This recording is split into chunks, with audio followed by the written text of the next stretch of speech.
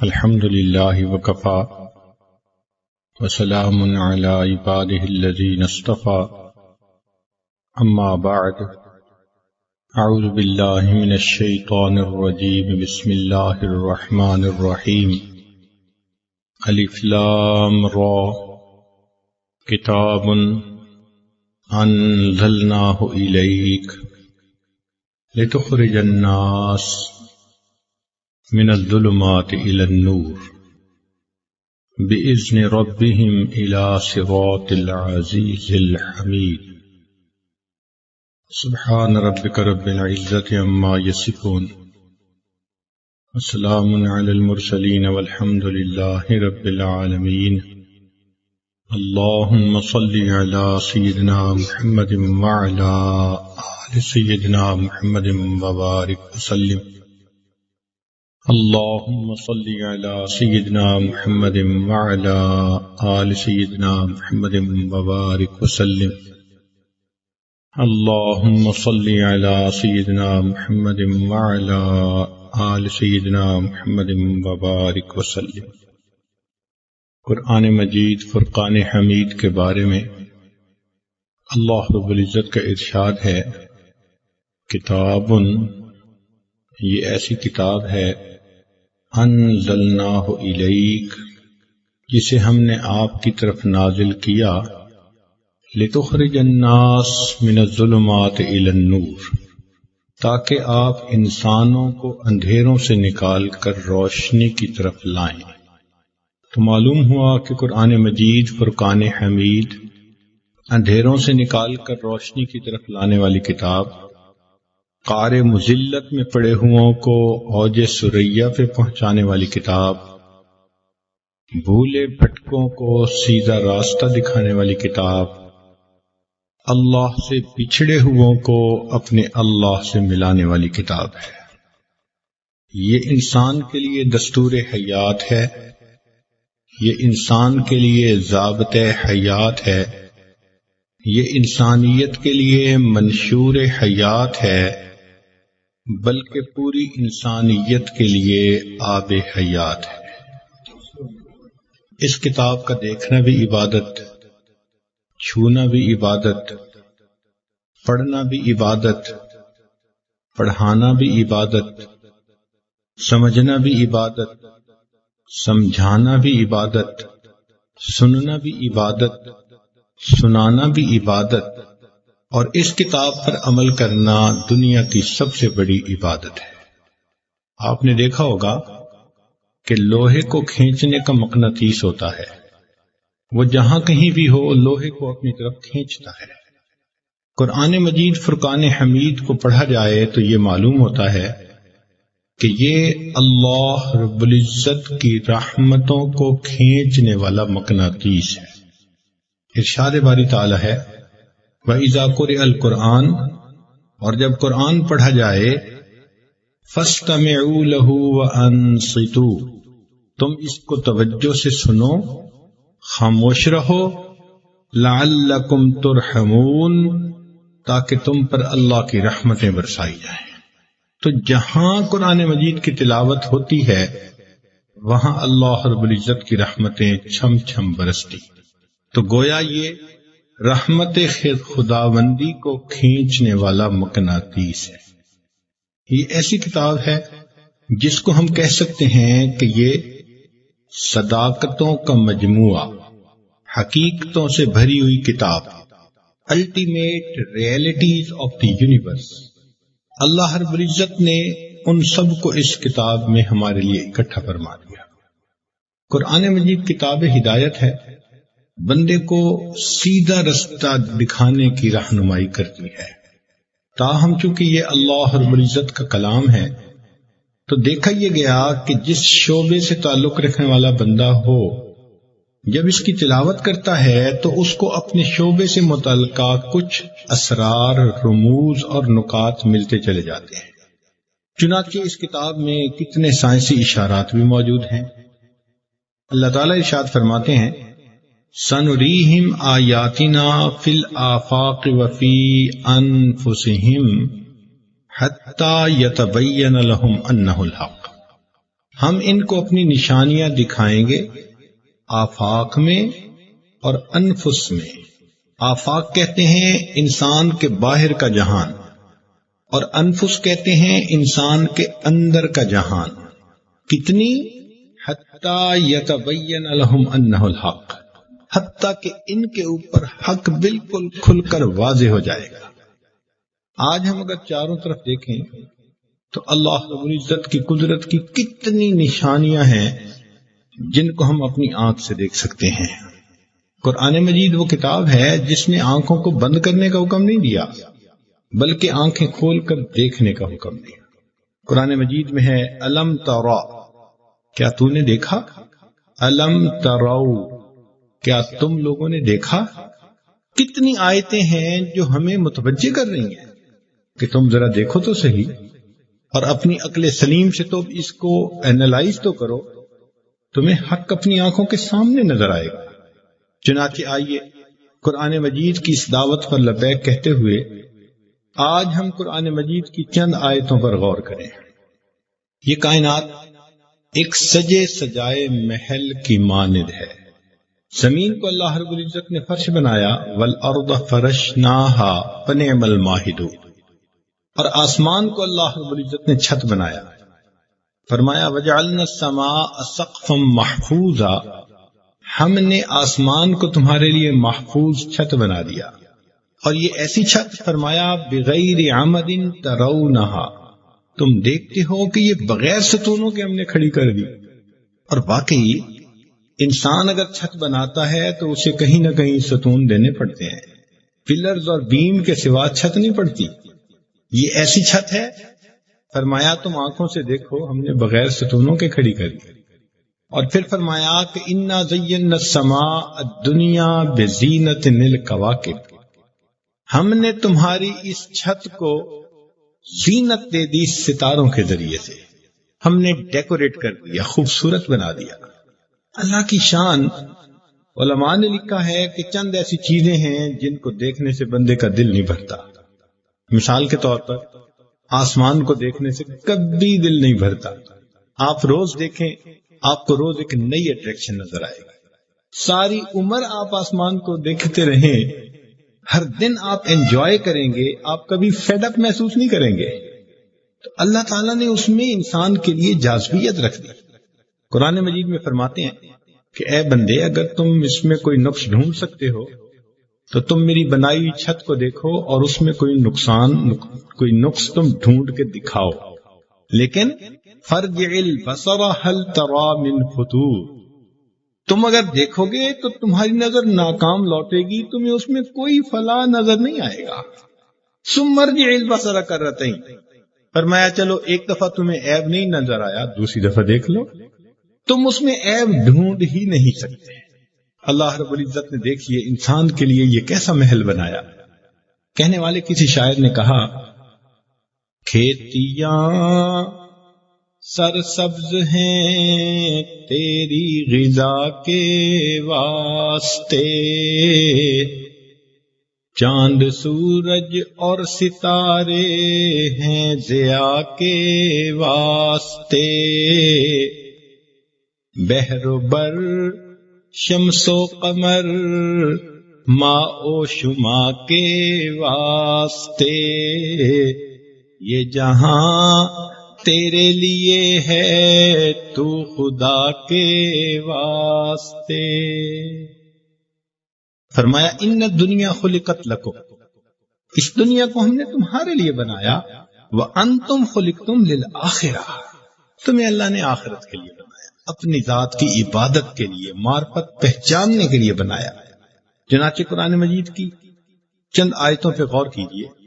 1400 سال پہلے جب سائنس کی بنیاد نہیں تھی، ابھی پہیہ دریافت نہیں ہوا تھا، ڈائنمو نہیں بنا تھا، انسانوں کو ابھی سائنس کے ابتدا کا بھی پتہ نہیں تھا، اس وقت قرآن مجید ایک حقیقت کی طرف اشارہ دلاتا ہے، کہتے ہیں وَجَعَلْنَا مِنَ الْمَاءِ كُلَّ شَيْءٍ حَيٍّ، ہم نے ہر چیز کو پانی سے زندگی بخشی۔ اب دیکھیں کہ یہ تو مالک الملک کا کلام یہیں سے ثابت ہوتا ہے کتنے کانفیڈنس سے بات کی جا رہی ہے کہ وجعلنا من الماء کل شیء حی، ہر چیز کو ہم نے پانی سے زندگی بخشی. اور آج کی سائنس کی دنیا اتنی ریسرچ اور ڈیولپمنٹ کے بعد یہ بات کہتی ہے کہ جہاں پانی ہوگا وہیں گروتھ ہوگی اور وہیں لائف.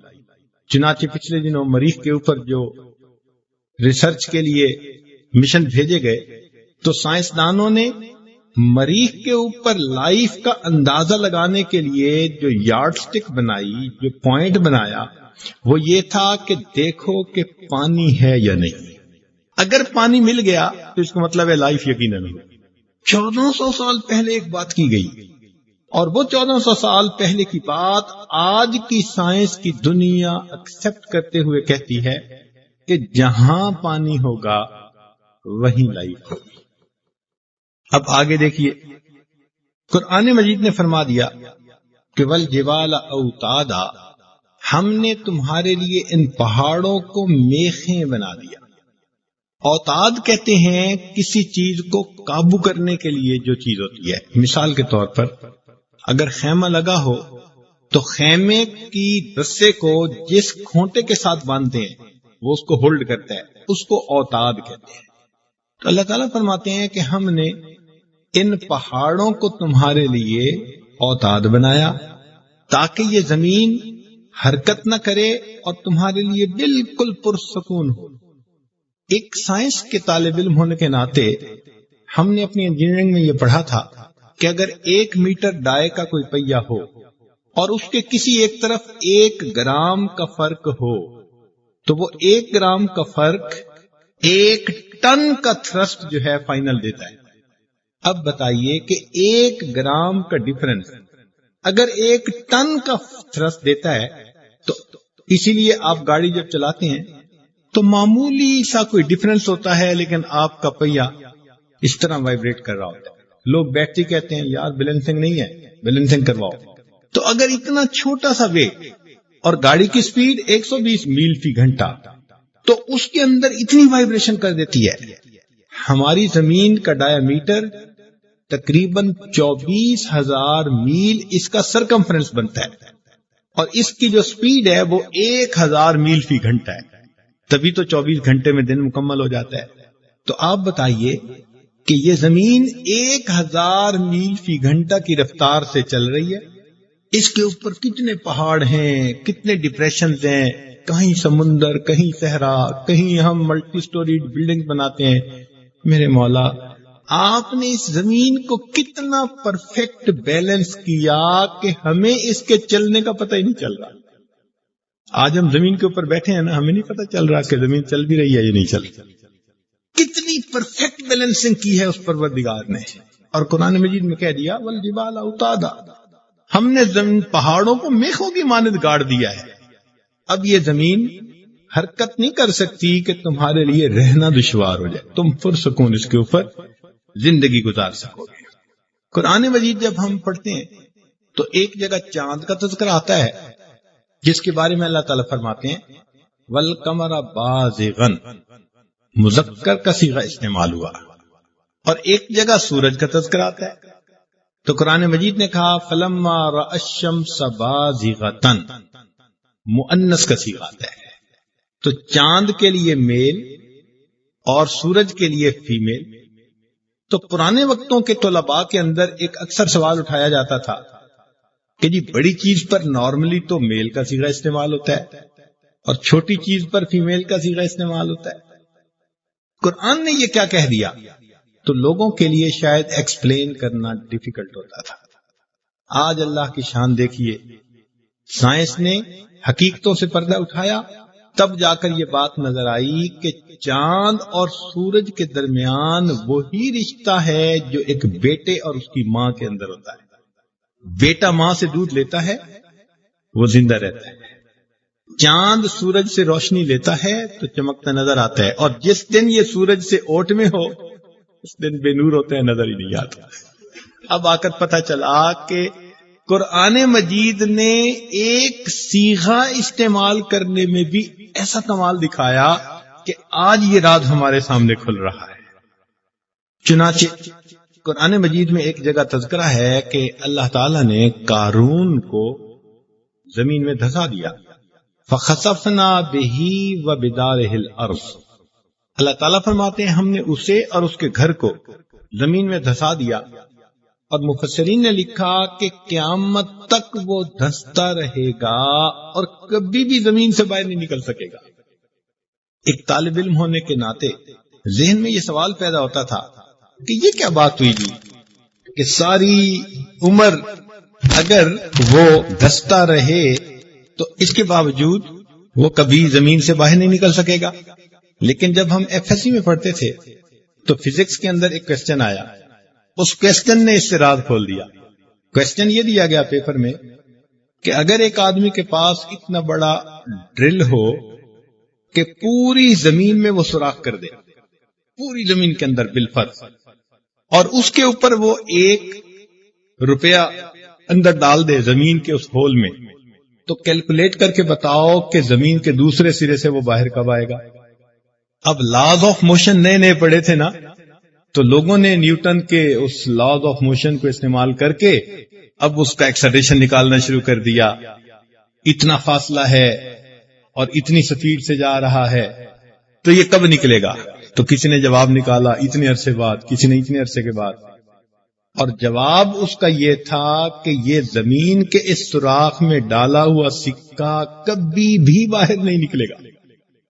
تو جب ہمیں ٹیچر نے یہ بات سمجھائی تو ہم بڑے حیران ہوئے، ہم ماننے کے لیے تیار ہی نہیں تھے۔ ہم نے کہا کیوں نہیں نکلے گا؟ پھر اس نے بات سمجھائی کہ دیکھو جب اوپر سے اس کو ڈالیں گے تو زمین کے سینٹر کے اندر میگنیٹزم ہے جس کو گریویٹیشنل فورس کہتے ہیں، تو اس کا ایکسلریشن بڑھے گا، سپیڈ بڑھتی جائے گی، اور یہ سینٹر تک جب پہنچے گا تو زیادہ ترین سپیڈ پہ یہ نیچے گر رہا ہوگا، لیکن جیسے ہی سینٹر سے آگے نکلے گا اب وہ فورس اس کے اگینسٹ کام کرنا شروع کر دی، اس کو کھینچنا شروع کر دے گی، تو اس کی سپیڈ گھٹتی اور ابھی یہ زمین سے نیچے گرے گا نہیں کہ پھر اوپر اس کو سینٹر کھینچنا شروع کر دے گا۔ تو یہ پینڈولم کی طرح ساری زندگی زمین کے اس سوراخ کے اندر رہے گا، کبھی بھی باہر نہیں نکل سکے گا۔ اس کوسچن کے بعد بات سمجھ میں آ گئی کہ قرآن نے 1400 سال پہلے کہہ دیا کہ ہم نے اس کو زمین میں دھسا دیا، اب وہ زمین سے کبھی بھی باہر نہیں نکل سکتا۔ باتیں تو چھوٹی نظر آتی ہیں لیکن اگر ان میں غور کریں تو حقیقتیں کھلتی ہیں۔ اس لیے کہنے والے نے کہا کہ if you want to know God, go in the detail۔ اگر تم اللہ کو ڈھونڈنا چاہتے ہو تو ذرا باریکی میں جاؤ، تمہیں موٹی موٹی باتیں سوچنے سے بات سمجھ میں نہیں آئے گی، جب تم تھوڑا ڈیٹیل میں جاؤ گے تو تمہارا دل کہہ اٹھے گا کہ واقعی اس کے پیچھے کوئی بنانے والے کی قدرت ہے۔ چنانچہ ایک فرانسیسی جہاز کے کیپٹن تھے، وہ ایمان لے آئے، اسلام لے آئے۔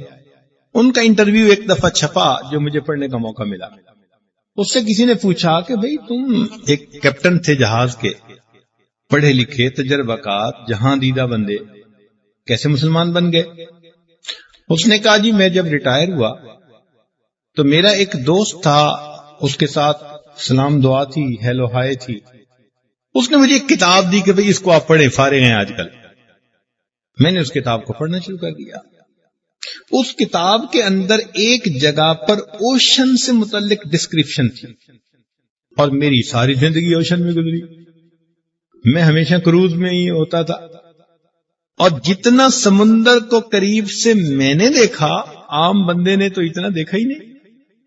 تو کہنے لگا مجھے لائف میں ایک دفعہ تجربہ ہوا کہ جب کبھی آسمان ابر آلود ہوتا ہے اور اس وقت اوشن کے اوپر ہائی ٹائیڈ کا وقت ہوتا ہے، لہریں خوب اچھلتی ہیں، تو اس وقت پانی کے اندر، اوشن کے پانی کے اندر ویزیبلٹی وہ زیرو ہو جاتی ہے۔ آپ پانی کے اندر جائیں تو اندر جاتے ہی بالکل زیرو ویزیبلٹی، آپ اپنا ہاتھ بھی نہیں دیکھ سکتے۔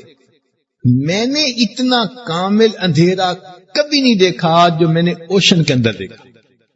کہنے کہ میں وہ کتاب پڑھ رہا تھا، اس کتاب میں ایک جگہ تذکرہ تھا کہ ان کافروں کے دلوں کے اندر اندھیرا ہے۔ کیسے اندھیرا؟ فی بحر لجی یغشاہ موج من فوقہ موج من فوقہ سحاب، کہ جب اوپر بادل ہو اور ہائی ٹائیڈ کے اوپر ٹائیڈ پڑ رہی ہو، اس وقت سمندر کے اندر جتنا اندھیرا ہوتا ہے اس سے بھی بڑھ کر اندھیرا ان کافروں کے دلوں کے اندر ہے۔ کہنے لگا جب میں نے اپنی لائف کی اس ایکسپیرینس کو دیکھا تو میں حیران، میں نے کہا کہ لگتا ہے کہ مسلمانوں کے پیغمبر علیہ الصلوۃ والسلام کو ایکسپیرینس ہوا ہوگا سمندر میں سفر کرنے کا، اور انہوں نے یہ بات لکھ دی۔ تو کہنے لگے کہ میں نے ان کی حالات زندگی پوچھنے شروع کیے، پڑھنے شروع کیے، تو یہ ایک عجیب بات میرے سامنے آئی کہ مسلمانوں کے پیغمبر اسلام نے پوری زندگی میں اوشن کا کبھی سفر ہی نہیں کیا۔ کہنے لگا میرے دل نے کہا کہ اگر اس بندے کی زبان سے یہ الفاظ نکلے ہیں جس نے کبھی زندگی میں سفر ہی نہیں کیا، تو اس کا مطلب ہے کہ یہ اللہ کا کلام جو ان کی زبان سے جاری ہو گیا۔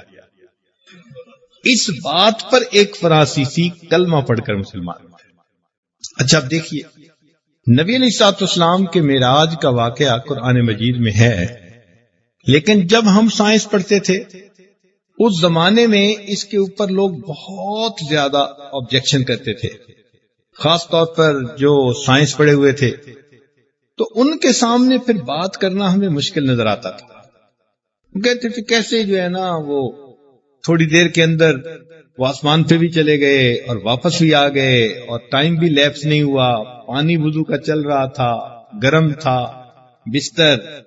تو ہم اس بات کو سائنٹیفکلی ایکسپلین نہیں کر پاتے تھے، لیکن جب ہم نے خود سائنس کے اندر تھیوری آف ریلیٹیوٹی پڑھی تو اب آ کے بات سمجھ میں آئی۔ آئنسٹائن کی یہ تھیوری ہے۔ آئنسٹائن وہ سائنسدان ہے کہ آج کی سائنس کی دنیا میں اس کی اس طرح عزت کی جاتی ہے جیسے دین کے میدان میں کسی پیغمبر اسلام کی عزت کی جاتی ہے۔ اس نے تھیوری آف ریلیٹیوٹی پیش کی، اس میں اس نے ایک کنسپٹ دیا ٹائم ڈائلیشن کا۔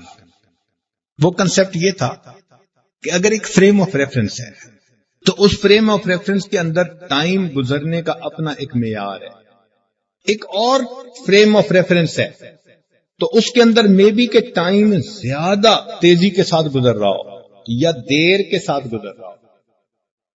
چنانچہ یہ ریلیٹو ٹائم ہے۔ ہمیں بات سمجھ میں آئی کہ اللہ تعالیٰ نے فرمایا کہ فرشتے یہاں آتے ہیں، ثم یعرج الیہ فی یوم کان مقدارہ 50,000 سنہ، کہ قیامت کا دن ایک ایسا دن ہے کہ دنیا کے 50,000 سالوں کے بہت برابر ہے۔ ہم نے کہا یہ ریلیٹو ٹائم کا تصور کوئی نیا تو نہیں ہے، یہ تو 1400 سال پہلے کہہ دیا کہ دنیا کے 50,000 سال گزریں گے اور آخرت کے حساب سے ایک دن گزرے گا۔ تو ہمیں اس بات پہ بڑی خوشی ہوئی اور حیرت بھی ہوئی کہ اچھا یہ کنسپٹ تو دین سے نکلا، شریعت نے دیا، قرآن نے دیا۔ لیکن اگلا سوال پھر ذہن میں آیا کہ بھئی جنت کے اندر ہمیشہ ہمیشہ لوگ رہیں گے اور ایک جیسا وقت رہے گا، یہ کیسے پاسبل ہے؟ تو پھر تھیوری آف ریلیٹیو نے اس بات کو بھی ثابت کر دیا۔ سب سے پہلی بات تو یہ سنیے کہ واقعہ معراج کے اندر 2 طرح کی سواریوں کا تذکرہ ہے۔ ایک فرمایا سبحان الذی اسری بعبدہ لیلا من المسجد الحرام الی المسجد الاقصی، پاک ہے وہ ذات جو اپنے بندے کو لے گئی مسجد حرام سے لے کے مسجد اقصی تک۔ اس پر حدیث پاک میں آتا ہے کہ اللہ تعالیٰ نے براق کو بھیجا۔ یہ براق کا لفظ برق سے ہے، اور برق کہتے ہیں بجلی کو، یعنی بجلی کی گویا تیز رفتاری سے چلنے والی یہ سواری تھی۔ یہ ہاریزنٹل جو سفر تھا دنیا کا، یہ براق کے ذریعے کیا گیا۔ نبی علیہ السلام فرماتے ہیں وہاں پر میں نے انبیاء کی امامت کروائی، اور پھر میرے لیے ایک دوسری سواری کو لایا گیا جس کا نام رف رف تھا۔ ہم نے جب رف رف کی تحقیق کی تو پتہ چلا کہ یہ وہ سواری جو انسان کو اونچائی کی طرف لے کے جائے، جس کو آج کے زمانے میں ایلیویٹر کہتے ہیں۔ ایلیویٹر کیا؟ ایک ایسی سواری ہے، آپ اس میں بیٹھ جائیں، وہ آپ کو تھوڑی دیر میں 100 منزل پہ پہنچا دے گی۔ تو شریعت نے براق کا لفظ ہاریزنٹل کے لیے استعمال کیا، اور جہاں ورٹیکل جانا تھا، سفر کرنا تھا آسمان کی طرف، فرمایا کہ اس کے لیے رف سواری کو بھیجا گیا۔ خیر، اب سوال پیدا ہوتا ہے کہ ٹائم کیسے تھم گیا؟ تو تھیوری آف ریلیٹیوٹی میں ایک ہے ٹائم ڈائلیشن۔ یہ جو ٹائم ڈائلیشن کا کنسپٹ ہے، یہ اس طرح کہ اگر فریم آف ریفرنس کی سپیڈ آف لائٹ کے برابر ہو تو ٹائم ہمیشہ ایک رہے گا، چینج نہیں ہوگا۔ اگر یہ سپیڈ کم ہو تو جواب پازیٹو آئے گا اور مستقبل آتا رہے گا، ٹائم آگے کو موو کرتا رہے گا۔ اور اگر فریم آف ریفرنس کی سپیڈ آف لائٹ سے زیادہ ہو تو جواب نیگیٹو آئے گا، تو یہ انسان کا ماضی آنا شروع ہو جائے گا۔ گویا معلوم یوں ہوتا ہے کہ قیامت کے دن اللہ تعالیٰ نے جب بندوں کو ان کے نامہ اعمال دکھانے ہوں گے تو میں بھی کہ فریم آف ریفرنس کی سپیڈ ذرا تیز کر کے دکھا دیں، ری پلے کر کے، کہ بندے دیکھو تم نے اپنی زندگی ایسے گزاری۔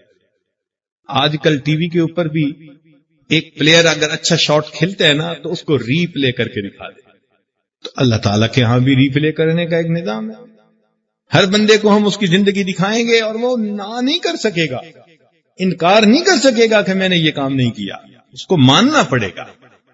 پھر فرمایا کہ جنت میں ایک جیسا وقت رہے گا، تو ہو سکتا ہے کہ سپیڈ آف لائٹ کے برابر فریم آف ریفرنس کی سپیڈ ہو، جس کی وجہ سے ہمیشہ حال رہے گا، وہاں پر ٹائم آگے بڑھے گا۔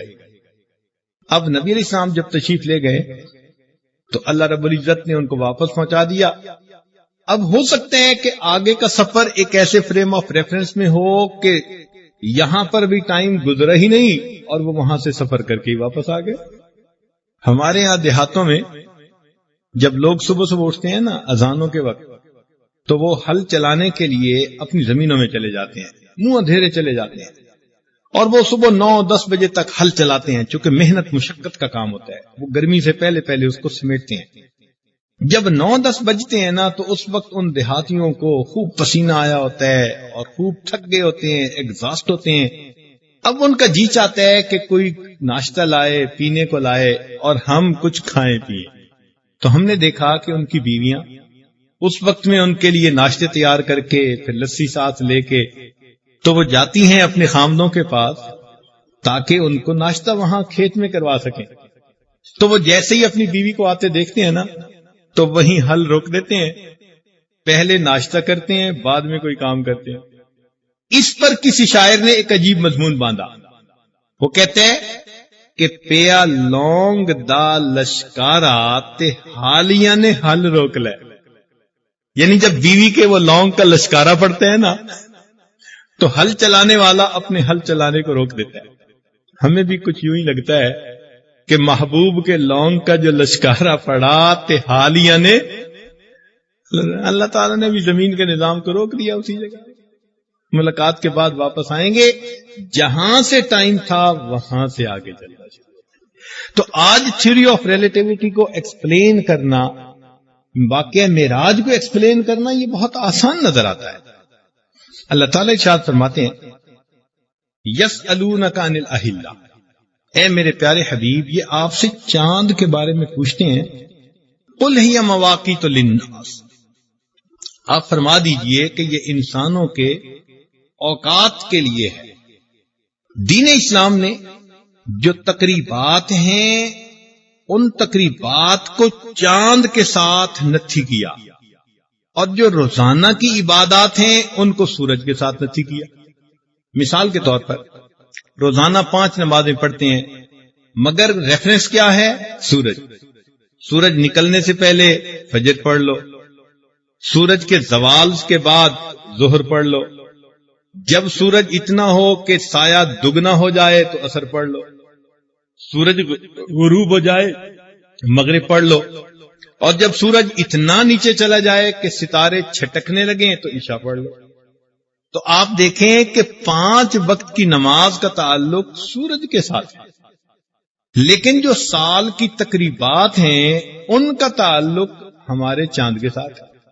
چنانچہ محرم کا مہینہ، ربیع الاول کا مہینہ، یہ رمضان کا مہینہ، یہ ذی الحجہ کا مہینہ، یہ مہینے کس کے ساتھ ہم لے کے چلتے ہیں؟ چاند کے ساتھ لے کے چلتے ہیں۔ اب چاند کا جو مہینہ ہوتا ہے وہ کبھی 29 دن کا اور کبھی 30 دن کا، تو یہ ہمیشہ مسئلہ ہی رہتا ہے کہ بھائی پتہ نہیں مہینہ کتنے کا ہوگا، لہذا ہر مہینے کے اینڈ پر وہ کمیٹی بیٹھتی ہے چاند دیکھنے والی، اور وہ پھر دیکھ کے ڈیسائیڈ کرتی ہے کہ چاند نظر آیا یا نہیں آیا۔ اب یہاں پر اکثر جو ہے ہم نے کافروں کو یہ آبجیکشن کرتے ہوئے دیکھا کہ تم کیا لیونر کیلنڈر کے پیچھے پڑے ہوئے ہو، ہم سولر کیلنڈر کو فالو کرتے ہیں اور ایگزیکٹ ہر چیز ہوتی ہے اپنی جگہ۔ تم مسلمان لیونر کیلنڈر کے پیچھے ہو، تمہیں تمہارا چاند نظر ہی نہیں آتا، تمہیں پتہ نہیں ہوتا رمضان کب شروع ہوگا کب نہیں شروع ہوگا۔ مسئلہ کیسے بنا؟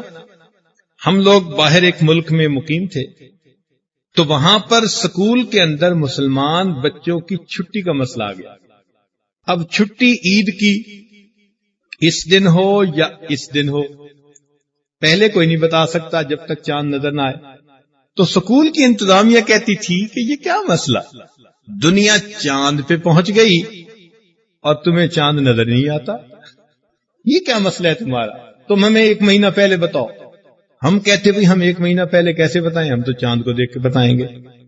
اب یہاں پر ایک نیا سلسلہ شروع ہو گیا کہ جی سائنٹیفک کیلکولیشن موجود ہے، تم ان سائنٹیفک کیلکولیشن کو سامنے رکھ کے ڈیسائیڈ کر لو کہ فلاں دن چاند نظر آئے گا۔ لیکن ہم کہتے کہ نہیں، نبی علیہ السلام نے فرمایا سومو لرؤیتہ ہی، تم چاند کو دیکھو تو تم اپنے روزہ رکھنا شروع کر دو، وَأَفْطِرُوا لِرُؤْيَتِهِ، اور جب چاند کو دیکھو تو تم افطار کرو، یعنی عید مناؤ۔ تو نبی علیہ الصلوۃ والسلام نے ایک اصول دے دیا۔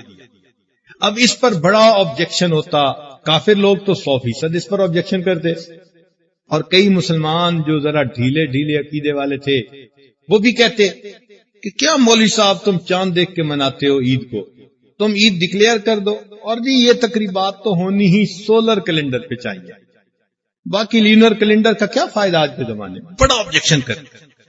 اچھا، اب ان کو سمجھانا ہمارے لیے مشکل ہوتا، لیکن آج کے زمانے میں سائنٹیفک ریسرچ کے بعد ہمارے لیے ان کو سمجھانا نسبتاً آسان ہو گیا۔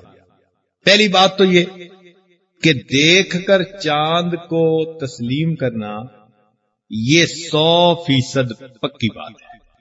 ایک دن مجھے خیال آیا کہ بھائی واشنگٹن کے اندر ایک سپیس میوزیم ہے، اس سپیس میوزیم کے اندر آپ جائیں، حیران کن حد تک آپ کو سائنٹیفک ریسرچ کی نظر آئے گی۔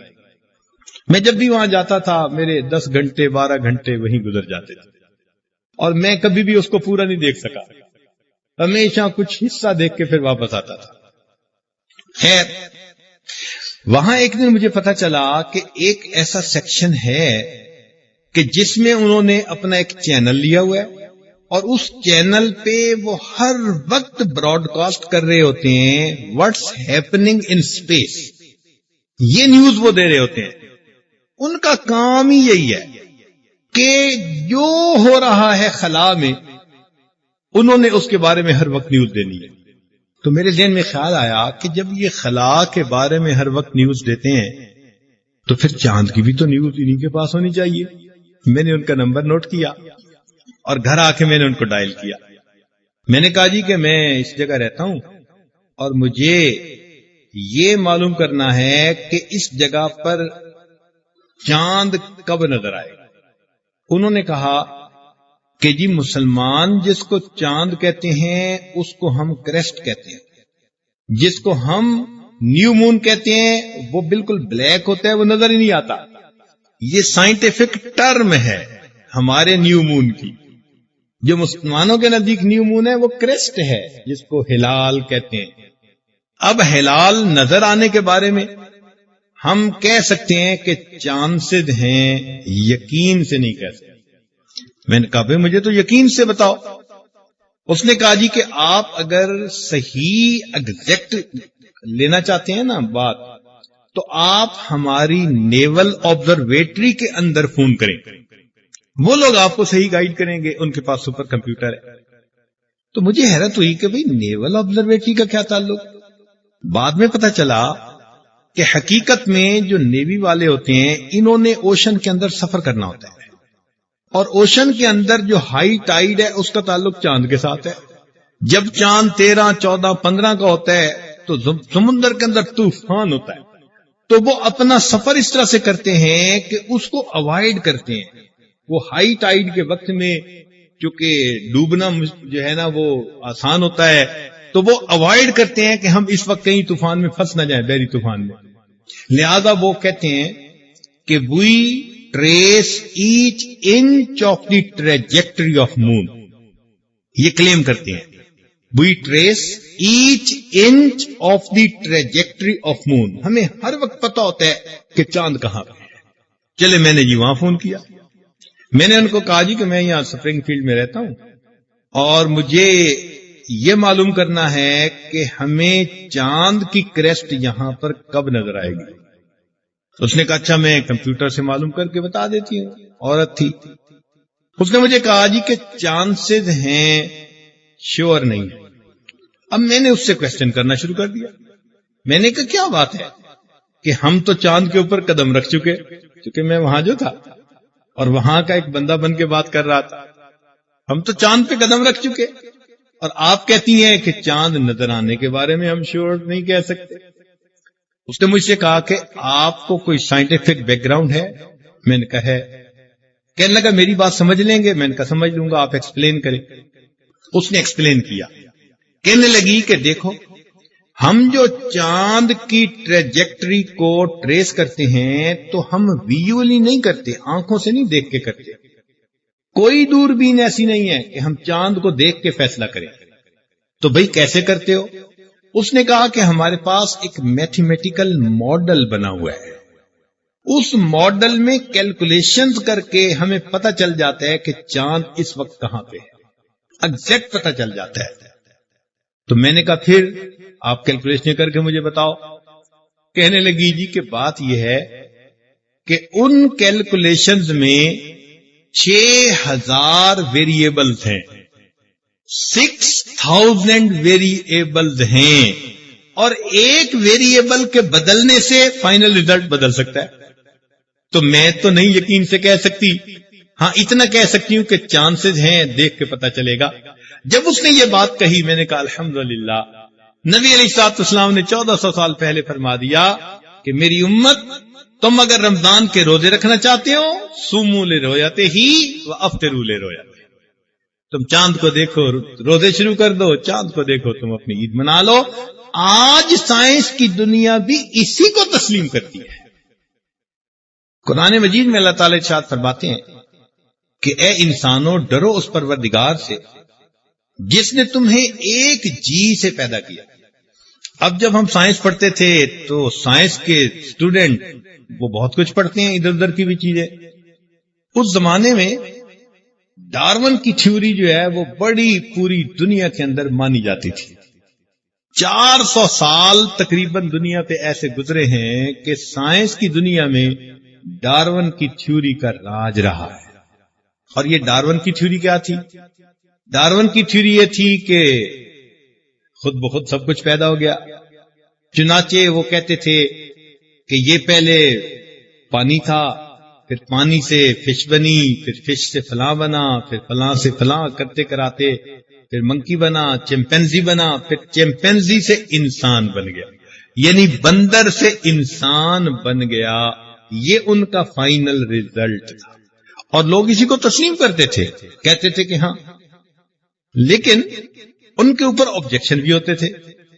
ان میں ایک آبجیکشن تو یہ ہوا کہ جناب یہ بتائیے کہ چمپینزی بننے میں تو اتنے لاکھوں سال لگے اور چمپینزی سے انسان بننے میں آپ کہتے ہیں کہ بہت تھوڑے سے سال لگے. حالانکہ اس کے اور انسان کے درمیان دماغ کا فرق ہے. جہاں کہتے ہیں کہ جی انسان کی وہ بندر کی دم وقت کے ساتھ ساتھ ختم ہو گئی، تو کہتے ہیں کہ دم کے ختم ہونے میں ہزاروں سال لگے. بھائی دم کے ختم ہونے میں تو ہزاروں سال لگے، جسم کے بال ختم ہونے میں ہزاروں سال لگے. لیکن جہاں کہتے ہو کہ انسان کے اندر دماغ آ گیا اس چمپینزی کے اندر، تو وہاں کہتے ہو کہ بس کچھ تھوڑے سے سالوں میں، یعنی جو جسم کا سب سے کمپلیکیٹڈ آرگن ہے جس کو ہم دماغ کہتے ہیں، اس دماغ کے بارے میں کہتے ہیں کہ یہ دماغ بہت تھوڑے عرصے میں بن گیا۔ تو جب آبجیکشن کیا گیا کہ یہ کیسے ہے کہ دم ختم ہونے میں اتنا ٹائم، اور کہتے ہو کہ دماغ بننے میں تھوڑا سا ٹائم، تو سائنس نے یہاں پر اپنی غلطی ماننے کی بجائے ایک ٹرم یوز کی، مسنگ لنک کی، کہ جی یہ ایسے ایسے تبدیلیاں ہوئیں اور یہاں پر ایک مسنگ لنک ہے جو سمجھ میں نہیں آتا، اس کے بعد انسان بن گیا۔ ہم نے کہا واقعی وہ تمہارا لنک چونکہ مس ہے نا، اس لیے تمہیں مسنگ لنک کا سہارا لینا پڑ رہا ہے، اور تم کہتے ہو کہ جی مسنگ لنک کی وجہ سے ہم اس کو ایکسپلین نہیں کر سکتے۔ لیکن جینیٹک انجینئرنگ جب آئی تو جینیٹک انجینئرنگ نے آ کے پتہ ہی صاف کر دیا۔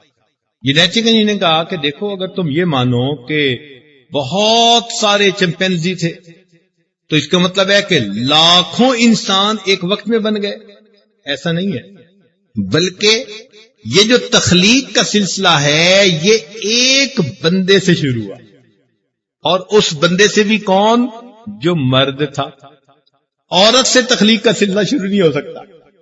کوئی اگر یہ کلیم کرے کہ جی سب سے پہلے عورت تھی اور عورت سے سلسلہ بنا، انہوں نے کہا نہیں، عورت سے یہ سلسلہ بن ہی نہیں، کیوں نہیں بن سکتا؟ ان کا دیکھو کروموسوم ہوتے ہیں، مرد میں بھی عورت میں بھی 46 ہوتے ہیں، 33۔ اب جو مرد ہے اس کے اندر ہوتے ہیں XY اور عورت کے اندر ہوتے ہیں XX۔ جب یہ دونوں آپس میں ملاپ کرنا چاہتے ہیں، بانڈ بنانا چاہتے ہیں، تو XY الگ ہو جاتے ہیں، دو بن جاتے ہیں، اور XX الگ ہو جاتے ہیں۔ اب یہ 4 یونٹ بن گئے، ان 4 یونٹ نے ایک دوسرے کو اپنے ساتھ بانڈ بنانا ہوتا ہے، کسی دو نے۔ اگر X نے X کے ساتھ بانڈ بنا لیا تو بیٹی آ گئی، اور اگر X نے Y کے ساتھ بانڈ بنا لیا تو بیٹا ہو گیا۔ لہذا مرد کے اندر XY اور عورت کے اندر XX۔ اب اگر کوئی کہے کہ جی سب سے پہلے عورت تھی، تو عورت کے اندر تو XX کروموسوم ہے، تو Y والا تو X سے نہیں بن سکتا۔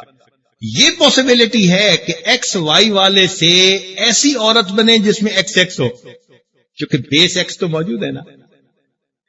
چنانچہ انہوں نے کہا جی کہ ایک بات کہ یہ انسان کی تخلیق ایک بندے سے ہوئی، وہ بھی مرد سے ہوئی، پھر مرد سے عورت پیدا ہوئی، اور مرد اور عورت سے پھر آگے تعداد بڑھتی چلی گئی۔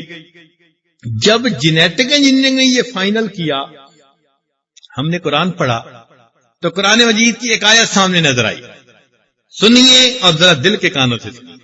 اللہ تعالیٰ ارشاد فرماتے ہیں یا ایھا الناس اتقوا ربکم، اے انسانوں ڈرو اپنے پروردگار سے، الذی خلقکم من نفس واحدہ، جس نے تمہیں ایک جی سے پیدا کیا، وخلق منہا زوجہا، اور اس ایک میں سے اللہ نے اس کے جوڑے کو یعنی بیوی کو بنایا، وبث منہما رجالا کثیرا ونساء، اور پھر ان دونوں کے ذریعے اللہ نے انسانوں، مردوں اور عورتوں کو پوری دنیا میں پھیلا دیا۔ آج سائنس کی دنیا اس چیز کو تسلیم کرتی ہے، خود کافر آج ڈارون تھیوری کو ریجیکٹ کرتے ہیں۔ چنانچہ آج یورپ امریکہ میں چلے جائیے، وہاں کے لکھے پڑھے پروفیسر جو بھی ہوں گے وہ آج کہیں گے کہ نہیں، ڈارون کی تھیوری ٹھیک نہیں تھی، جینیٹک انجینئرنگ نے حقیقت کے اوپر سے پردہ ہٹا دیا، اور جب پردہ ہٹایا تو یہ وہی بات تھی جو 1400 سال پہلے قرآن مجید نے بتا دی تھی۔ اب ذرا ایک بات اور سن لیجئے۔ ایک مرتبہ میرے پاس یونیورسٹی میں پڑھتا تھا، تو ہم جس دور میں پڑھے ہیں نا یونیورسٹی میں، اس دور میں سوشلزم کمیونزم کا بڑا ہی نعرہ تھا، اور یہی کہتے تھے، کوئی کہتا تھا ایشیا سرخ ہے، کوئی کہتا تھا ایشیا سبز ہے، وہ یہی چلتا رہتا تھا، اور لوگ کہتے تھے کہ بس کمیونزم آیا، ڈر لگتا تھا لوگوں کو کہ کب آئے گا۔ چنانچہ اس زمانے میں یونیورسٹی میں بہت سارے لڑکے ایسے تھے جو دہریے بن گئے، اور وہ کہتے تھے کہ ہم نہیں بلیو کرتے اس بات کو کہ خدا نے انسان کو پیدا کیا.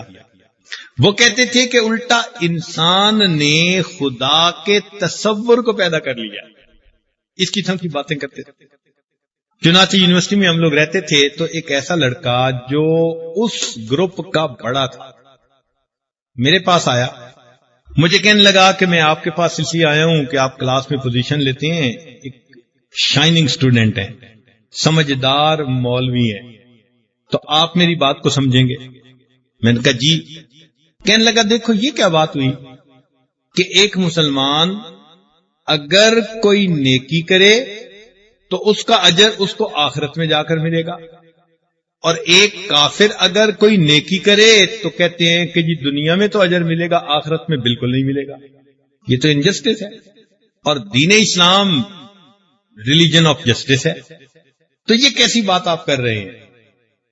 اب دیکھیں نا، کافر بھی تو کئی نیکیاں کرتے ہیں نا، جیسے کسی غریب کی مدد کی، کسی کا دکھ بانٹا، تو جو بھی یہ نیکی کے کام کرے گا تو اجر تو ملنا چاہیے.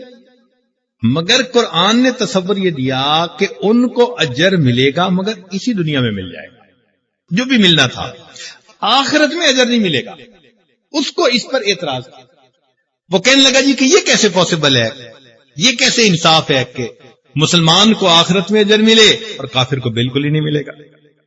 خیر اس وقت میں نے اس سے بات کی. میں نے کہا جی آپ بتائیں کہ 2 اسٹوڈنٹ ہیں، اور وہ 2 اسٹوڈنٹ استاد کو کہتے ہیں جی کہ ہمیں آپ نے ڈیجٹس لکھنے سکھائے ہیں، عدد لکھنے سکھائے ہیں، ہمیں کوئی بتائیں کہ ہم ایک ڈیجٹ لکھیں. تو استاد کہتے ہیں کہ اچھا بھی لکھو. ان میں سے ایک بندہ 1 ڈال دیتا ہے، اور 1 کے بعد وہ اس کے رائٹ سائڈ پہ 2-3 صفریں لگا دیتا ہے. تو استاد کہتے ہیں ہاں جی ڈیجٹ کی ویلیو ہے 1000. اور دوسرا بندہ 1 ڈالنا تو بھول جاتا ہے، وہ ویسے ہی اتنی ڈیجٹ جو ہے 00 لگا دیتا ہے. تو کیا ویلیو بنی؟ 0 بنی. اب ایک جیسی سیاہی خرچ ہوئی، ایک جیسے ڈیجٹ لکھے گئے، ایک جیسا ٹائم صرف ہوا. ہم کہتے ہیں کہ ایک کی ویلیو ہے اور دوسرے نے جو لکھا اس کی ویلیو 0 ہے. بھئی ہم ایسا کیوں کہہ رہے ہیں؟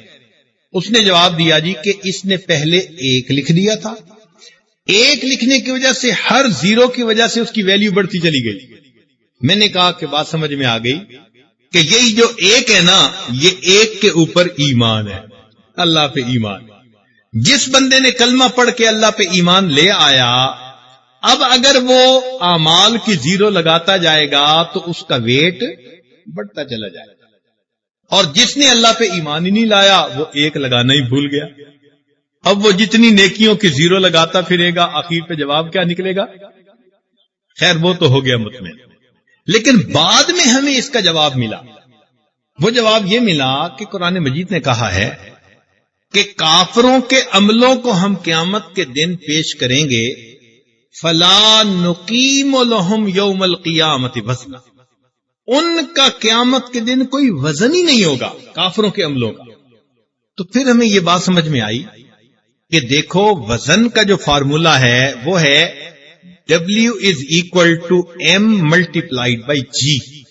ماس کو اگر گریویٹیشنل فورس کے ساتھ ملٹیپلائی کریں تو جو جواب آتا ہے وہ ویٹ کہلاتا ہے. اب ایک آدمی ہے، اس کا دنیا کے اندر ویٹ ہے 90 کلو. اسی بندے کو آپ اگر چاند پر پہنچا دیں تو وہاں پر اس کا ویٹ ہو جائے گا فرض کرو 70 کلو. وہی بندہ ہے. بھئی 70 کلو وزن کیوں؟ کہیں جی کہ چاند کے اوپر جو گریویٹیشنل فورس ہے وہ چھوٹا ہونے کی وجہ سے زمین سے تھوڑی ہے، لہذا اس کا وزن کم. اور اسی بندے کو آپ مریخ پہ پہنچا دیں، مارس پہ پہنچا دیں، تو اس کا وزن 90 کلو کی بجائے ہو جائے گا 160 کلو فرض کرو. کیوں بھائی؟ کہیں جی مارس بڑا ہے اور اس کی گریویٹیشنل فورس زیادہ ہے. اور اسی بندے کو آپ خلا میں پہنچا دیں تو اس کا وزن کتنا ہو جائے گا؟ 0. کیوں بھائی وزن 0 کیوں ہو جائے گا؟ کہیں گے جی کہ وہاں پر چونکہ کوئی گریویٹیشنل فورس ہی نہیں ہے، لہذا 0 کے ساتھ جتنی مرضی ماس کو ملٹیپلائی کریں جواب کیا نکلے گا؟ 0 نکلے گا. تو اب بات سمجھ میں آ گئی کہ یہ ماس انسان کے اعمال کی مانند ہیں اور یہ گریویٹیشنل فورس عشق الہی کی مانند ہے, اللہ پہ ایمان لانے کی مانند ہے. اب اگر کسی بندے نے عشق الہی کی وجہ سے اللہ کے وجود کو تسلیم کر لیا, اسے اپنا رب مان لیا, تو گویا اس کی کچھ نہ کچھ ویلیو ہے. جب ویلیو کو ماس کے ساتھ ملٹی پلائی کریں گے تو کچھ نہ کچھ اس کا جواب. اب کافر کیا کرتا ہے, وہ تو خدا کو مانتا ہی نہیں, تو اس کی جی کتنی ہو گئی, 0. اب 0 کو آپ جس سے مرضی ملٹی پلائی کریں, جواب کیا نکلے گا؟ تو قرآن نے 1400 سال پہلے کہہ دیا فَلَا نُقِيمُ لَهُمْ يَوْمَ الْقِيَامَةِ وَزْنًا, قیامت کے دن ان کافروں کے عمل کا کوئی وزن ہوگا ہی. اب بات سمجھ میں آ گئی کہ ہاں بھائی بات ٹھیک ہے. میں ایک دن بیٹھا ہوا, ایسے میڈیکل کا کوئی پیپر تھا میرے آگے, پڑھنا شروع کر دیا. بعض لوگوں کو خبط ہوتا ہے نا, جو ملتا ہے پڑھنا شروع کر دیتے ہیں. تو بہرحال میں بیٹھا پڑھ رہا تھا, میری لائن تو نہیں ہے, میرا فیلڈ تو نہیں ہے, لیکن اس میں ایک عجیب بات پڑھی. انہوں نے کہا کہ انسان کی جو باڈی کی شکل ہے نا, ایگزیکٹ انسان کے برین کے اندر وہی تصویر بنی ہوئی ہے, مگر ایک ڈفرینٹ پرپورشن کے ساتھ. ہاتھ ہمارے یہاں بڑے ہیں, میموری میں جو اس کو ایریا ایلوکیٹ کیا گیا وہ اسی طرح ہے مگر چھوٹے ہیں, پاؤں بھی چھوٹے ہیں, زبان چھوٹی ہے, لیکن جو مائنڈ میں ایریا دیا گیا وہ بڑا دیا گیا کئی گنا. آگے لکھا ہوا تھا کہ اس لیے کہ دماغ جتنی انسٹرکشنز کسی کو بھیجتا ہے اس کے حساب سے اس کو ایریا کی ضرورت تھی. اب ٹانگوں کو تو اٹھنا ہے, جانا ہے, اٹھنا ہے نیچے, اٹھنا ہے نیچے, سمپل سا فنکشن تھا, تو تھوڑے سے ایریا کی ضرورت تھی. اور ہماری زبان سب سے زیادہ کمپلیکیٹڈ آرگن ہے. اب جب ہم بول رہے ہوتے ہیں نا تیزی میں, تو ہمیں اندازہ ہی نہیں لگا سکتے کہ زبان کا کبھی سرا لگ رہا ہوتا ہے, کبھی سائڈ لگ رہی ہوتی ہے, کبھی اوپر کبھی نیچے. اس کو نمبر آف انسٹرکشن جو دینی پڑ رہی ہوتی ہے نا دماغ کو, وہ 2 مینی ہوتی ہیں, لہذا اس کو بہت بڑا ایریا دماغ کے اندر ایلوکیٹ کر دیا گیا. اچھا خیر, یہاں تک تو مجھے بات سمجھ میں آتی گئی. آگے ایک بات اور لکھی ہوئی تھی.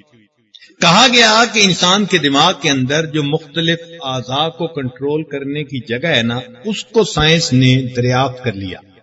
مثال کے طور پر جو ہماری لیفٹ سائیڈ کے آرگنز ہیں, ان کو انسان کے دماغ کی جو رائٹ سائیڈ ہے نا وہاں سے سگنل جاتے ہیں, اور جو رائٹ سائیڈ کے آرگنز ہیں اس کو سگنل لیفٹ سائیڈ سے جاتے ہیں. اور ساتھ یہ بھی کہا گیا کہ انسان کی جو بینائی ہے نا, اس کا کنٹرول بالکل پیچھے کی طرف ہے. یہ انسان کی جو سر کا پچھلا حصہ ہوتا ہے. اسی لیے اگر خدا نہ خواستہ کوئی بچہ الٹا گرے تو اس کی بینائی اچانک چلی جاتی ہے, یا اگر کسی وجہ سے کوئی بندہ پیچھے سے بڑا تھپڑ لگائے یا کوئی چیز مارے پیچھے کی طرف, تو اس بچے کی بینائی چلے جانے کا اندیشہ ہوتا ہے. کیوں کہ وہ میموری کا تعلق پیچھے کے ساتھ. مگر ایک چیز عجیب وہاں لکھی گئی. انہوں نے کہا کہ انسان کے اندر جو ایموشنل چیزیں ہوتی ہیں, جن کا تعلق حسد کے ساتھ, بغض کے ساتھ, شہوت کے ساتھ, مکر کے ساتھ, یہ تمام چیزوں کا جو کنٹرول سینٹر ہے وہ انسان کے ماتھے کے بالکل قریب ہے, فرنٹ سائڈ پہ.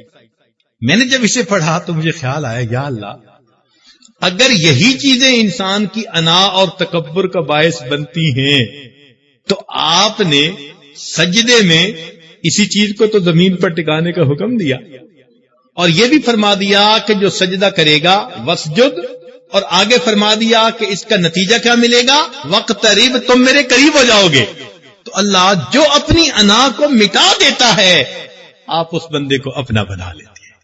سائنس اسے یوں ایکسپلین کر رہی ہے, شریعت نے 1400 سال پہلے کہا خدا کے قریب ہونے اپنی پیشانی کو اللہ کے سامنے تمتے. حیران ہوتے ہیں, یا اللہ یہ کیا.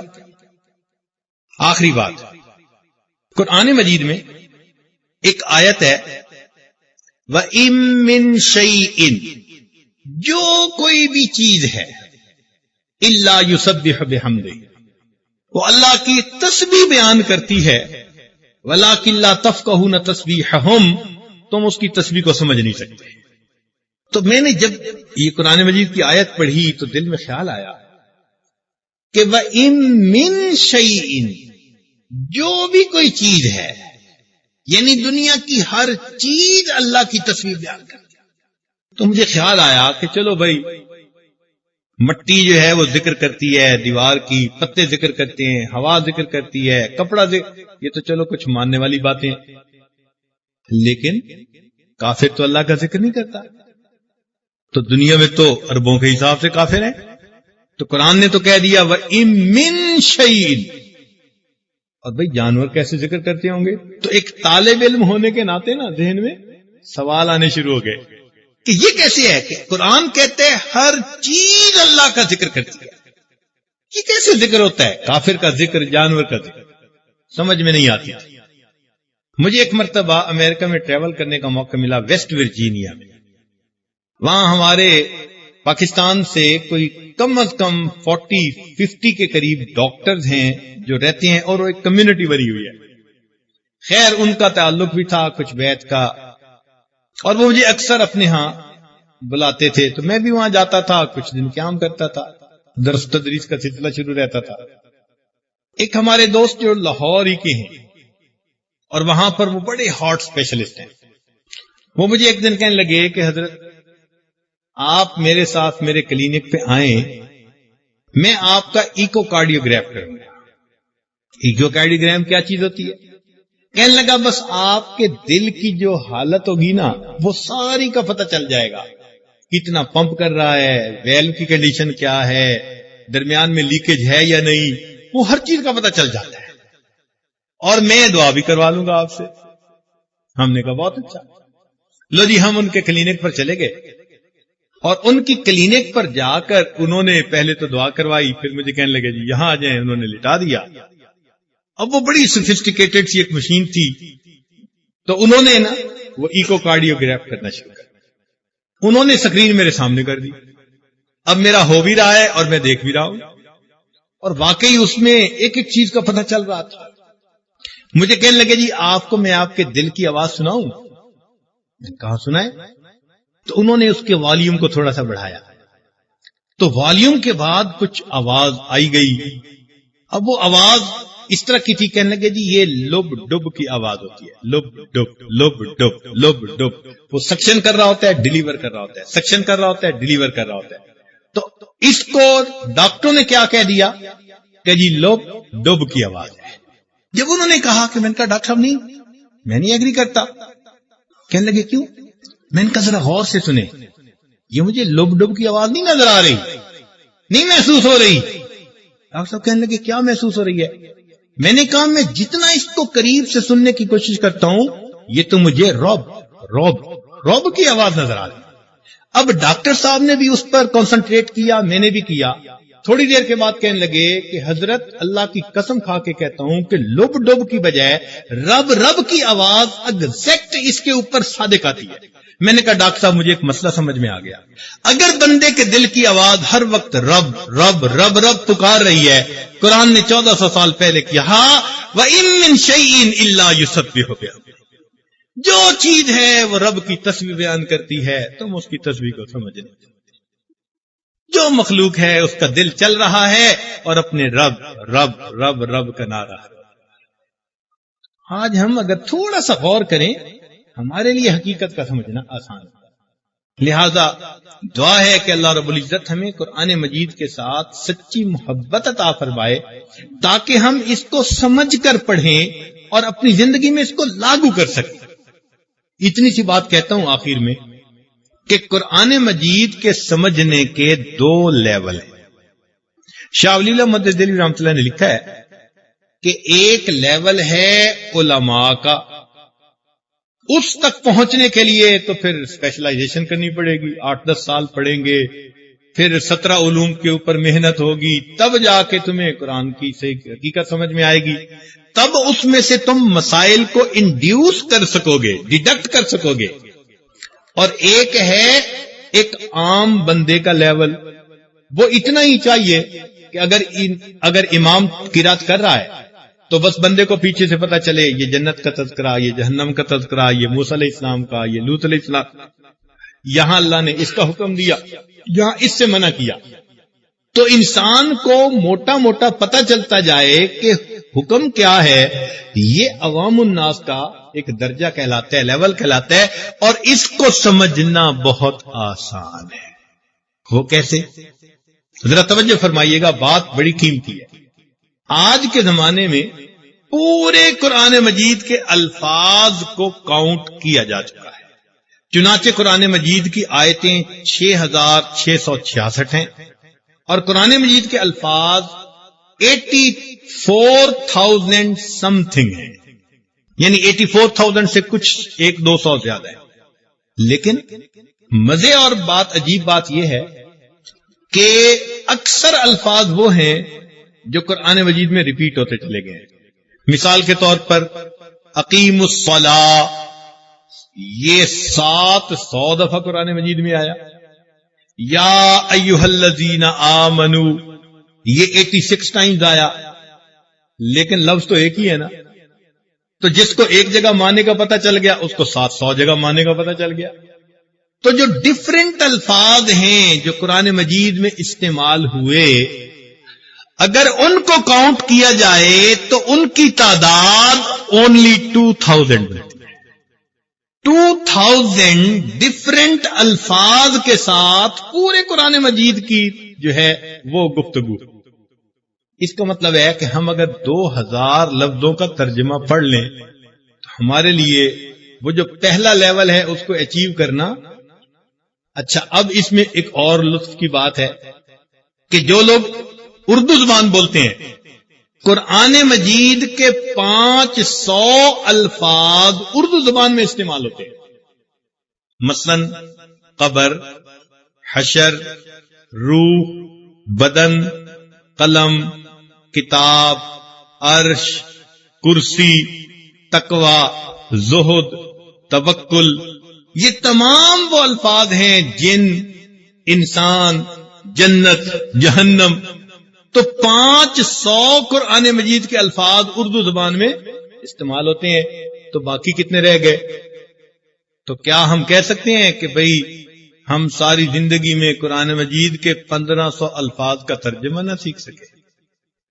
اگر ہم سے یہ کوسچن کر لیا گیا، تم ڈاکٹر تھے، انجینئر تھے، میجر تھے، بزنس مین تھے، تمہیں ہم نے ٹریلینز آف برین سیل جو دیے تھے، تم بزنس پلاننگ کرتے تھے، اسٹریٹجک پلاننگ کرتے تھے، تم اپنے کام کو خوب اچھی طرح کرنا جانتے تھے، کیا میری کتاب کو سمجھنے کے لیے 1500 الفاظ کا ترجمہ تمہارے پاس سمجھنے کی فرصت نہیں تھی؟ اگر ہم ڈیلی ایک نماز کے بعد ایک لفظ کا ترجمہ پڑھیں نا تو دن میں 5 لفظ کا ترجمہ ہو گیا، تو 1 سال کے اندر یہ قرآن مجید کا جو لیول آف انڈرسٹینڈنگ ہے یہ ہم حاصل کر سکتے۔ تو کیا کوئی بندہ کل کہہ سکے گا، ایکسکیوز کر سکے گا کہ مجھے فرصت ہی نہیں ملی؟ تو معلوم ہوا کہ ہمیں کوشش کرنی چاہیے کہ ہم اپنے قریب میں کسی عالم کی ہیلپ لے کر اس کو استاد بنا کر، چونکہ استاد کے ذریعے انسان پھر غلطیاں نہیں کرتا، بغیر استاد کے انسان کی بنیاد نہیں ہوتی، تو ان سے ہم سیکھنا شروع کر دیں۔ ہم چند مہینوں کے اندر پورے قرآن پاک کا جو فرسٹ لیول آف انڈرسٹینڈنگ ہے وہ حاصل کرنا شروع کر دیں گے۔ پھر اگر قرآن کی تلاوت ہو رہی ہوگی تو ہمیں پتہ چل رہا ہوگا اللہ کا فرمان ہم سے کیا کہہ ہے۔ رہ گئی بات قرآن مجید کی تاثیر کی، اس کی ایک مثال سن لیجئے۔ ایک لڑکا تھا دیہاتی، جا رہا تھا، اس نے ایک کارتوس پڑا ہوا دیکھا، نئی چیز تھی اس کے لیے، اس نے اس کو اٹھا لیا، جیب میں ڈالا، ایک بڑے دیہاتی بندے سے ملا، اسے کہنے لگا یار یہ کیا چیز ہے؟ اس نے کہا یہ کارتوس ہے۔ کیا مطلب؟ اس نے کہا یہ اتنی خطرناک چیز ہے، پاورفل چیز ہے، یہ تو میاں شیر کو مارو تو شیر کو لٹا دے، مار دے، یہ ہاتھی کو مارو ہاتھی کو یہ گرا دے گا۔ اس نے کہا اچھا، لہذا اس دیہاتی لڑکے نے اس کارتوس کو جیب میں ڈالا، اپنے کام میں لگ گیا۔ اللہ کی شان، دوسرے چوتھے دن شام کو گھر آ رہا تھا، ایک چھوٹا سا کتا اس کے پیچھے لگ گیا۔ اب یہ آگے، کتا پیچھے، تھوڑی دیر میں اسے پتہ چلا کہ کتا تو قریب آ رہا ہے، تو یہ نروس ہوا، تو اسے یاد آیا کہ میرے پاس تو وہ کارتوس ہے، لہذا اس نے جیب سے کارتوس وہ نکالا اور زور سے کتے کو دے مارا. کتے کو ٹانگ پہ لگا تو صحیح، لیکن بجائے گرنے مرنے کے وہ کتا اور اس کے اوپر چڑھ دوڑا. تو بیچارے نے بڑی مشکل سے اپنی جان بچائی، اور سانس چڑھا ہوا ہے، پسینے چھوٹ رہے ہیں. اسی بندے کے پاس آ پہنچا، اس کو کہتا ہے کہ انکل آپ نے مجھے سخت مس گائیڈ کیا. ان کا کیوں؟ کہتے اس لیے کہ آپ نے تو کہا تھا کہ یہ ایسی چیز ہے جو شیر مار دے اور ہاتھی مار دے، اور اس نے تو کتے کے چھوٹے سے بچے کو نہ مارا. تو اس دیہاتی نے کہا کہ تجھے انڈرسٹینڈ کرنے میں ذرا مشکل ہوئی، غلطی ہوئی. اصل یہ کہ ایک چیز ہوتی ہے جس کو کہتے ہیں بندوق، اس کے اندر جب یہ کارتوس ڈالتے ہیں نا اور پھر چلاتے ہیں تو اس کارتوس کی طاقت پھر ظاہر ہوتی ہے، اس سے پہلے ظاہر نہیں ہوتی. ایگزیکٹ یہی یہ ہمارے 6 فٹ کا جسم ایک بندوق کی مانند ہے، اور یہ اللہ کا قرآن اس طاقت کے بنے ہوئے ایک کارتوس کی مانند ہے. جب اس گن کے اندر اس کارتوس کو ہم فٹ کریں گے اور پھر تہجد میں اٹھ کر 2 رکعت نفل پڑھ کے اللہ کے سامنے دعا کے لیے ہاتھ اٹھائیں گے تو اس قرآن کی طاقت پھر ہمارے سامنے ظاہر ہوگی. تب پتہ چلے گا کہ اللہ رب العزت قرآن پڑھنے والی کی دعاؤں کو کیسے قبول فرماتا ہے. دعا ہے اللہ تعالی ہمیں قرآن مجید کے ساتھ سچی پکی محبت عطا فرمائے. ہمارے میجر صاحب نے جس محبت کے ساتھ اپنے گھر آنے کی دعوت دی، اللہ تعالیٰ اس کے بدلے ان کو اپنی سچی محبت عطا فرمائے. ان کے گھر کو اللہ خوشیوں کے ساتھ آباد فرمائے، اور آنے والے سب لوگوں کو اللہ تعالیٰ اپنے مقبول بندوں میں شامل فرمائے. وآخر دعوانا ان الحمد للہ رب العالمین. دعا کر. دعا سے پہلے تھوڑی دیر کے لیے ذکر قلبی یعنی مراقبہ کر لیجئے. طریقہ یہ ہے کہ آنکھوں کو بند کر لیجئے، سر کو جھکا لیجئے، دنیا اور جو کوئی دنیا میں ہے اس سے ہٹ کٹ کے اللہ رب العزت کی یاد میں ڈوب جائیے. انسان جب اپنے اندر جھانکتا ہے اسے اپنی اصل تصویر نظر آتی ہے. اپنے من کے دریچے کو کھولیے، اپنی اصل تصویر کو دیکھیے. ہوا و حرص والا دل بدل دے، میرا غفلت میں ڈوبا دل بدل دے. ہوا و حرص والا دل بدل دے، میرا غفلت میں ڈوبا دل بدل دے.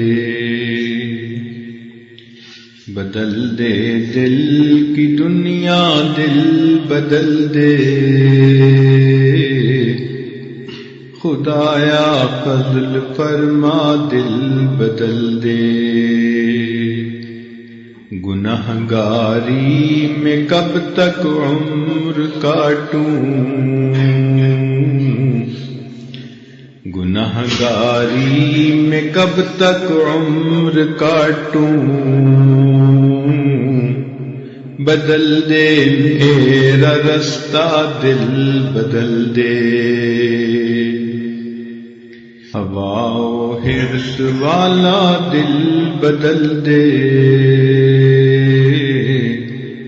میرا غفلت میں ڈوبا دل بدل دے. سنوں میں نام تیرا دھڑکنوں میں، مزہ آ جائے مولا دل بدل دے. ہٹا لوں آنکھ اپنی ماں سوا سے،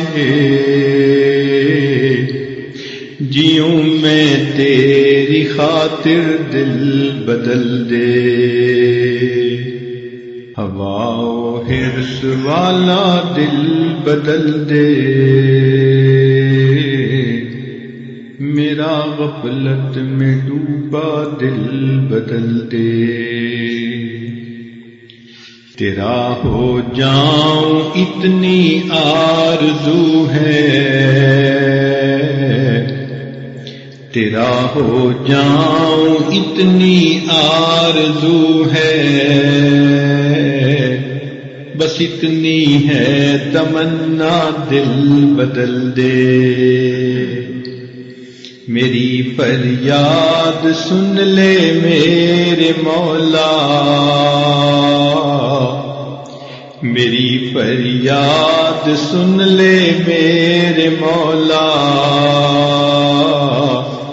بنا لے اپنا بندہ دل بدل دے، ہوا و حرص والا دل بدل دے،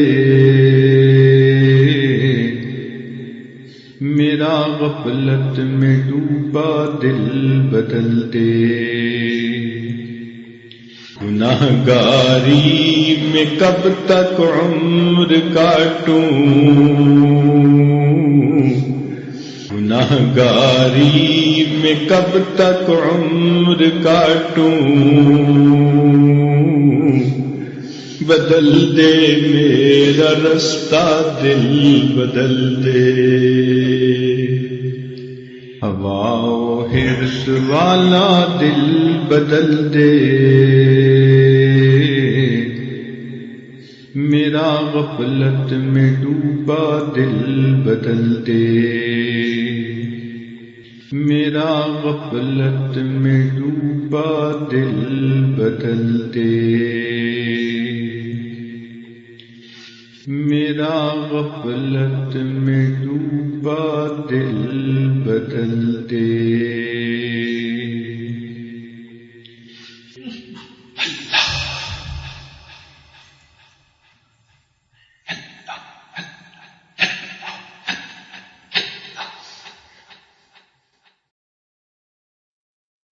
لا الہ الا اللہ محمد رسول اللہ۔ دعا کر لیجئے۔ سبحان ربی العلی وہاب، اللہم صلی علی سیدنا محمد وعلی آل سیدنا محمد۔ ربنا ظلمنا انفسنا وان لم تغفر لنا وترحمنا لنکونن من الخاسرین۔ اے مالک، ہم آپ کے عاجز مسکین بندے ہیں، ہمارے گناہوں کو معاف فرما، ہماری خطاؤں سے درگزر فرما، ہمارے عیبوں کی پردہ پوشی فرما۔ اللہ ہماری نگاہوں کو پاک فرما، دلوں کو صاف فرما، سینوں کو اپنی محبت سے لبریز فرما، اپنے عشق کی آتش ہمارے سینوں میں پیدا فرما، ہمارے انگ انگ سے اپنے ذکر کو جاری فرما، روئیں روئیں سے اپنے ذکر کو جاری فرما، ہڈی ہڈی بوٹی بوٹی میں اپنی محبت پیدا فرما۔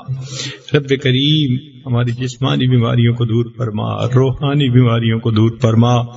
اے اللہ، مشکلات کو آسان فرما، مصیبتوں سے محفوظ فرما، عزتوں کی روزی نصیب فرما، عزتوں کی زندگی نصیب فرما، قیامت کے دن اپنے سامنے عزتوں کے ساتھ کھڑا ہونا نصیب فرما۔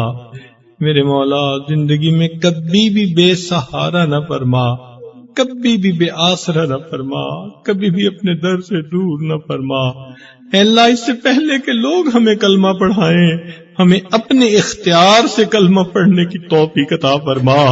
اس سے پہلے کہ لوگ ہمیں نہلائیں، اللہ ہمیں غسل توبہ کرنے کی توفیق عطا فرما۔ اس سے پہلے کہ لوگ کفن پہنائیں، اللہ ہمیں تقوی کی پوشاک پہننے کی توفیق عطا فرما۔ اور اس سے پہلے کہ ہماری نماز پڑھی جائے، اللہ ہمیں نماز کی حضوری نصیب فرما۔ اور اس سے پہلے کہ قیامت کے دن آپ کے سامنے ملاقات ہو، اللہ ہمیں اپنی بارگاہ میں قبولیت نصیب فرما۔ رب کریم، جب بچہ پریشان ہوتا ہے، ماں باپ کی طرف دوڑتا ہے، اور بندہ پریشان ہوتا ہے، پروردگار کی طرف لوٹتا ہے۔ اے بے کسوں کے دستگیر، اے ٹوٹے دلوں کو تسلی دینے والے، اے خالی جھولیوں کو بھر دینے والے، اے پروردگار، آپ ہمارے ساتھ درگزر کا معاملہ فرما دیجئے۔ اللہ، ماں اپنے بچے کو نجاست میں لچڑا دیکھتی ہے، وہ بچے سے نفرت نہیں کرتی، بچے کو پھینک نہیں دیتی، سمجھتی ہے یہ نادان ہے مگر بیٹا تو میرا ہی ہے۔ اللہ، وہ بچے کو دھو لیتی ہے، سینے سے لگا لیتی ہے۔ اے رب کریم، ہم بھی تو گناہوں کی نجاستوں میں لچڑے ہوئے ہیں، مگر بندے تو آپ ہی کے ہیں۔ اللہ، ہمیں اپنی نظر سے گرا نہ دیجئے، اللہ ہمیں اپنے در سے دور نہ کر دیجئے، ہمیں نفس شیطان کے حوالے نہ کر دیجئے۔ ایک رحمت کی نظر ڈال کے ہمیں دھو لیجئے اور ہمیں اپنی رحمت کی چادر میں جگہ عطا فرما دیجئے۔ اللہ آپ نے قرآن مجید میں فرمایا وَأَمَّا السَّائِلَ فَلَا تَنْهَرْ، اور سوالی کو جھڑکی نہ دو، انکار نہ کرو۔ اللہ جب ہم کمزوروں کو حکم ہے ہم سوالی کو انکار نہ کریں تو اے مولا ہم بھی تو آپ کے در کے سوالی ہیں، اے اللہ آپ بھی انکار نہ فرمائیے، اے اللہ آپ ہمیں جھڑکی نہ دیجئے، ہمیں اپنے در سے خالی نہ اٹھا دیجئے۔ رب کریم اٹھے ہاتھوں کی لاج رکھ لیجئے، اے اللہ اولادوں کو نیکوکار بنا دیجئے، فرما بردار بنا دیجئے، ماں باپ کی آنکھوں کی ٹھنڈک بنا دیجئے۔ اے رب کریم جو دل کی نیک مرادیں ہیں ان کو پورا فرما دیجئے، جو مانگا وہ بھی عطا فرما، جو مانگنا چاہیے تھا نہیں مانگ سکے اللہ میں وہ بھی عطا فرما۔ اے اللہ صاحب خانہ نے جس محبت کے ساتھ اپنے گھر آنے کی دعوت دی اس کے بدلے ان کو اپنی سچی محبت نصیب فرما، ان کو عزتوں کی روزی نصیب فرما، آنے والے وقت کو گزرے وقت سے بہتر فرما، آنے والی زندگی کو گزری زندگی کا کفارہ بنا۔ رب کریم جتنے حاضرین محفل ہیں سب کے دلوں کی نیک مرادوں کو پورا فرما۔ اے اللہ ہمارے اس ملک کی حفاظت فرما، ہمیں آزادی کی قدر کرنے کی توفیق عطا فرما۔ اے اللہ اس ملک کو دین کا قلعہ بنا اور ہمیں شریعت و سنت والی زندگی گزارنے کی توفیق عطا فرما۔